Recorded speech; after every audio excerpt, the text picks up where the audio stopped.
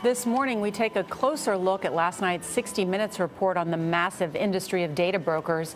As Steve Croft learned, they track our every move online, selling that information to advertisers and retailers. Critics say most of us have no idea how much is really being revealed. Most retailers are finding out that they have a secondary source of income, which is that the data about their customers is probably just about as valuable, maybe even more so, than the actual product or service that they're selling to the individual. So there's a whole new revenue stream that many companies have found. That data becomes much more valuable when it's married to the personal information that's being volunteered on the internet.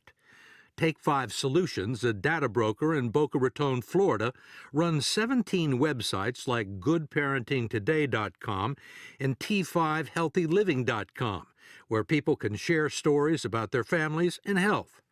What web visitors don't realize is that Take 5's real business is collecting and selling the information. There's all sorts of people coming on now. That's right. And there is also an invisible side to the internet that most people have never seen. When you're online visiting websites, you may think you're alone, but you're not, as digital privacy expert Ashkan Sultani showed us using a software program called Disconnect, which was created by a former Google engineer. What's this stuff?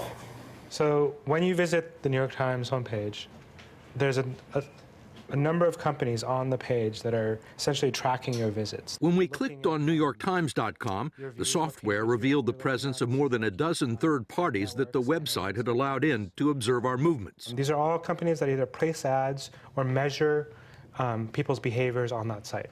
So as you're going through the web and doing your searching, you've got a whole crowd following you. That's right. There were ad networks and marketing and analytics companies measuring traffic and page views and cataloging our interests. And some of this information you think is going to go to data brokers?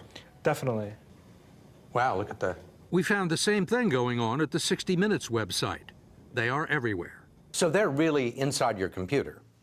They're inside your browser usually, or your mobile device, yes. They're called. And you haven't necessarily invited them in? You have not invited them in. And most computers or browsers allow them in by default. Do companies collect your web browsing history? Yes, absolutely. Yeah, this is the primary piece of data collected online. As you click through the web and view car sites or read about the news, companies, these third parties, will collect your click stream as you click from site to site to site to see what you may be reading, what you may be interested in, what types of things you might buy.